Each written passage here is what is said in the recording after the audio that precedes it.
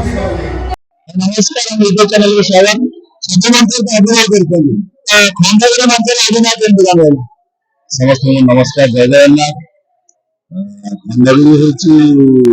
युद्ध क्षेत्र जो क्षेत्र रे समस्त विचार हो आस्ते युद्ध रणनीति करके आस्ते सादा सादा आरंभ नाटक प्रस्तुति पर्यंत मेलोडी समस्त चलचंचल कहीं खंडगिरी कुंभमेला महासमर कलाकार मान यात्रापति मालिक मान कंपिटिशन जो था फाइनल रिजल्ट लगे तो ये गोटे बड़ा एक्सपीरियंस भल लगे दर्शक जमी एंजॉय करते आम सेमती परिश्रम करा सब समय परिश्रम कम हम सब प्रति सब नाटक भल हम तो आगामी वर्ष आप अनुष्ठान देखा आगामी वर्ष तो अच्छी विज्ञान तो सोशल मीडिया विचार हो आगामी वर्ष यात्रा मोड़ शिवानी धन्यवाद देखा जगन्नाथ आशीर्वाद भल पाया समस्त सुस्थ रुहतु समस्त मंगल हो जय जगन्नाथ आम सह अच्छा यात्रा रंगमहल हास्य अभिनेता टुना समल नमस्कार नाई आउ सब मंच तो अभिनय कर किंतु खंडगिरी यात्रा महासमर तो सेठी केमती कौन अभिनय कर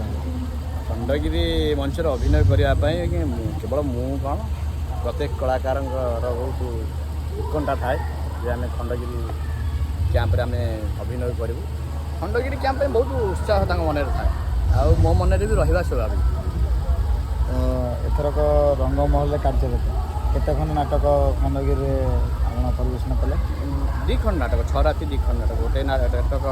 3 राति आ गोटे नाटक 3 राति जनर दोड़ी विवाह 3 राति आ मु गोटे झीर बाप 3 राति दी खंड नाटक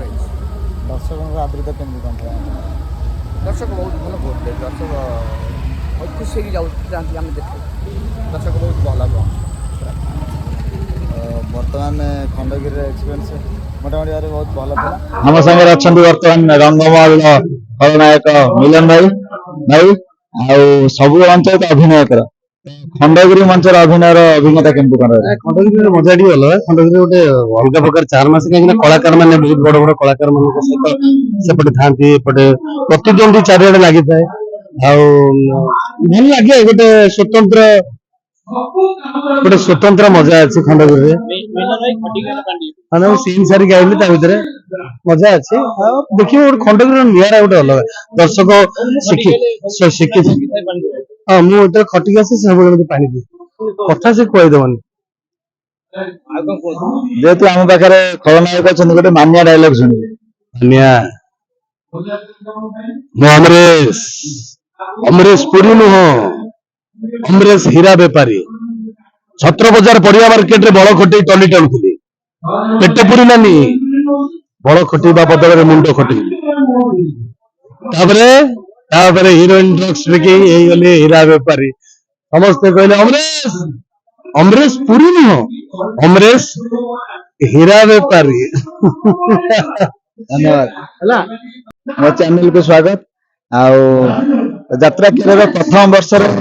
खंडगिरी यात्रा महासवर केमिति कौन रहा अभिज्ञता मुझे भावुँ स्वप्न देखुची सत नुह भावुँ आज काली सकाल जना पड़े आज लास्ट दिन मुझे एक्चुअली स्वप्न देखुली ना सतरे होता बहुत खुशी लगुच बहुत मजा लगुच काम कर बहुत बड़ बड़ कलाकार अच्छा बहुत बड़ बड़ भी पुराना कलाकार अच्छा जो मैंने खंडगिरी पर्यटन निजर पारदर्शिता देखा पारना किंतु यात्रा कैरियर प्रथम वर्ष खंडगिरी यात्रा महासमर केमिति कौन अनुभूति रही निहत से बेला खराब भाग्य नहीं किसी